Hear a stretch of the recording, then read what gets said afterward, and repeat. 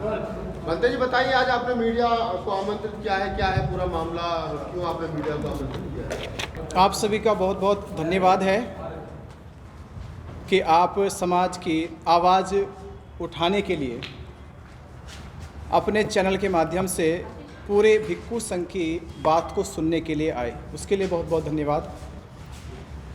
आज की जो कॉन्फ्रेंस रखी गई है, ये कॉन्फ्रेंस है महाबोधि महाविहार मुक्ति आंदोलन के संबंध में।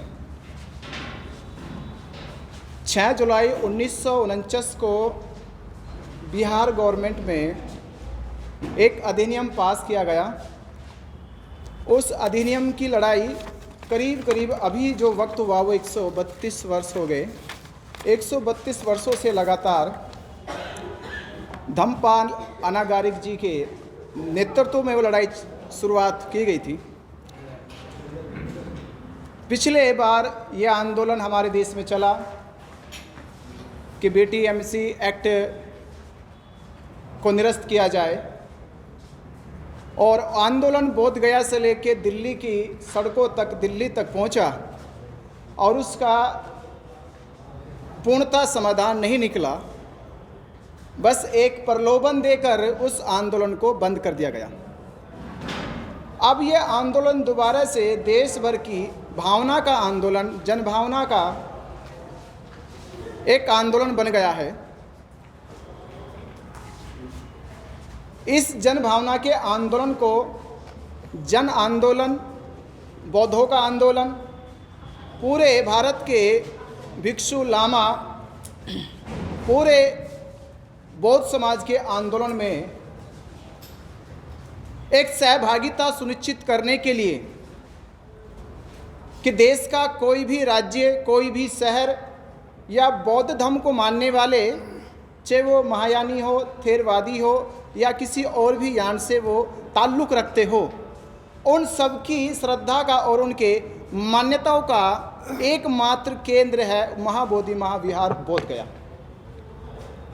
महाबोधि महाविहार 1949 में जो अधिनियम बना, उस अधिनियम के तहत 9 लोगों की एक कमेटी बनाई गई। 9 लोगों की कमेटी बनाई गई। 9 लोगों की कमेटी में 4 लोग बौद्ध अनुयायी या बौद्ध भिक्षु हो गए और 4 लोग हिंदू हो गए, और 9वें व्यक्ति सरकार में जो मजिस्ट्रेट होगा उस गया डिस्ट्रिक्ट का, वो उसका चेयरमैन होगा। उस समय तो जब ये एक्ट बनाया गया तो चेयरमैन का कंपलसरी रखा गया कि वो हिंदू होना चाहिए। पिछले आंदोलन में ये अमेंडमेंट किया गया कि वो हिंदू होना जरूरी नहीं है, पर बात केवल अमेंडमेंट करने की नहीं थी। ये ना तो अनागारिक धम्मपाल के समय थी, ना ये बात जो पीछे आंदोलन चलाया हमारे पूरे भारत के भिक्खु संघ ने और उपासकों ने, ये बात तो भी अमेंडमेंट की नहीं थी। ये बात थी कि महाबोधि महाविहार बौद्धों को मिलना चाहिए। जिस प्रकार यरूशलेम में जो पूरी दुनिया के ईसाइयों का एकमात्र केंद्र है, मुसलमानों का मक्का मदीना में एकमात्र केंद्र है, वैसे ही दुनिया के बौद्धों का एकमात्र केंद्र जो है वो बोध गया। बोध गया बौद्धों के पास नहीं है, तो इसका अर्थ ये हुआ कि बौद्धों की अपनी कोई ताकत नहीं है, कोई वजूद नहीं है।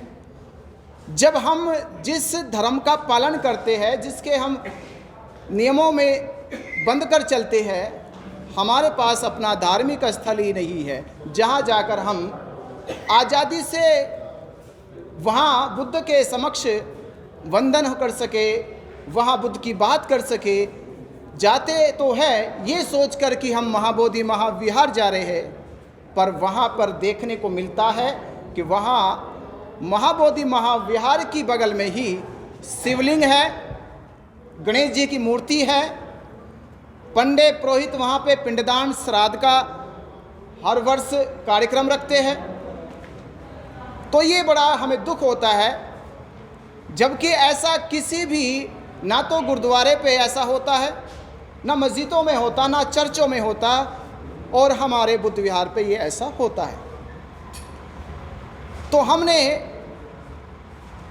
अब ये कॉन्फ्रेंस इसलिए बुलाई गई है कि ये आंदोलन जो शुरुआत हुआ है, स्टार्ट हुआ है, ये आगे चलकर पिछले आंदोलन की तरह रुक ना जाए, ये जन आंदोलन बने और इस आंदोलन में देश भर के भिक्षुओं का, लामाओं का, बौद्ध उपासकों का नेतृत्व इसमें सुनिश्चित होना चाहिए। जो लोग इस आंदोलन को अपने कंधों पे लेना चाहते हैं, रख कर चलना चाहते हैं, इसमें अपनी आहुति देना चाहते हैं, वो इस आंदोलन का हिस्सा बन जाए, जिसमें उनकी मांग यही प्रथम मांग रहेगी कि हमें बीटीएमसी एक्ट 1949 को पूर्ण रूप से निरस्त कर दिया जाए। कोई अमेंडमेंट नहीं, कोई सुधारी की गुंजाइश नहीं, कोई और प्रलोभन नहीं, बस एक ही बात है। इस आंदोलन का पूरा एक ही उद्देश्य है कि महाबोधि महाविहार को, उसके नियंत्रण को, जो अभी तक अधिनियम बना के चलाया जा रहा था, वो अधिनियम पूरी तरह से निरस्त हो जाए। निरस्त कैसे होगा? आंदोलन की पहली प्रक्रिया धरने से शुरू हुई है। पहला, हमने सरकार पे एक अपनी बात को पहुंचाने